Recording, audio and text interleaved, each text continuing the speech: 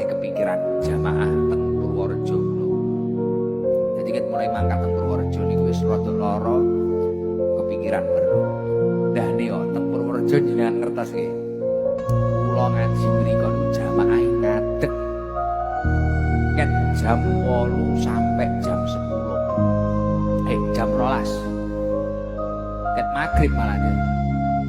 Ket sonten iki dadi ngaji mboten linggo ngene ngadeg terus. Mbah aku sampai rati goyang. Tapi arep tak marekne awal yo ora penak harus sing ndang. Akhire yo wis lah. Tak terusne ae.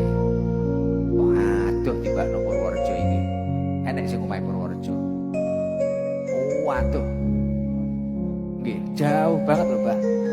Wah, banter kae. Ya Allah, udan deres, udane deres, tapi jamaah niku mboten ngalih.